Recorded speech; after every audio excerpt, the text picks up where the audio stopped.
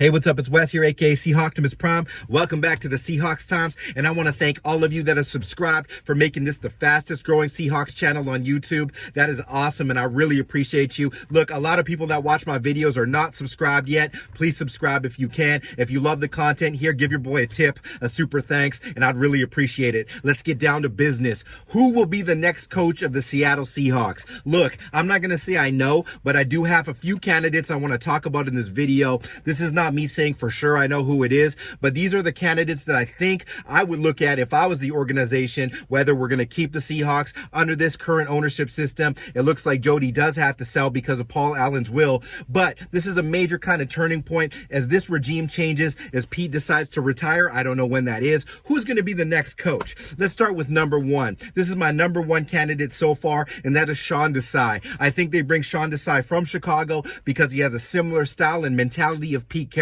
He's great with secondary, great with defense. He does understand offense, but he's young and a real student of the game. Sean Desai basically studied coaching at a university level and has had great success with our kind of mentality that we have here in Seattle, with always having competition, always playing up to your potential and taking stabs at players that might have been outcasted that have huge upside. And that's showing in this draft right now, where you see guys like Lucas, Tariq Woolen, guys like that just really breaking out that may have been overlooked at their position. I think Desai is a really big candidate from his mentality, his sturdy standpoint, and just a good family guy. So Sean Desai there, he's really up there on my list right now. He would be my number one candidate if I was looking towards the future. And that has nothing to do with him not being able to have the personnel to stop the run right now.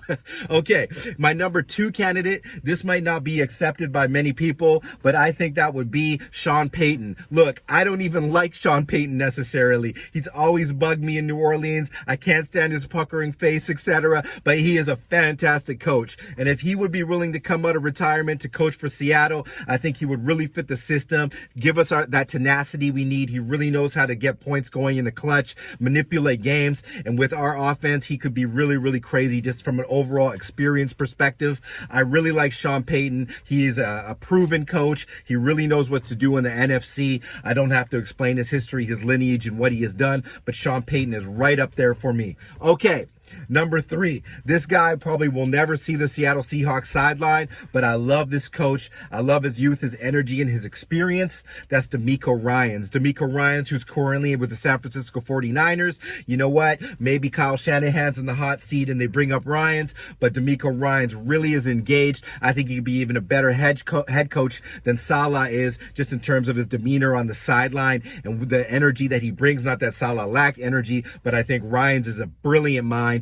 And if he would stay in the division, not that the Niners would let him come to us in any form or fashion, I would love to have him as the head coach of the Seattle Seahawks. I know that's unlikely, but that's just what I'm going to be saying right now for my pick right there. Okay, this is another really, really awkward pick for some, but I'm going to say it right now. Shane Waldron. Shane Waldron will definitely be somebody I have on the radar. It's proven that last year was a bit of an anomaly because Russell Wilson isn't what he was, cannot kind of really operate the Waldron type offense, and we're seeing Geno Smith, maybe the number one, number two QB in the league overall. He's not better than Josh Allen or Mahomes. I'm not going to go crazy here, but Seattle has a top three scoring offense right now with Geno Smith and a very limited roster outside of Metcalf. Good tight ends, Lockett, but we're not like a dominant offensive roster yet, and we're scoring out of control with Geno Smith. And I'm going to put a lot of that credit towards Shane Waldron as well. His offense is working. It has sustainability, and I like how he carries himself in the press conferences.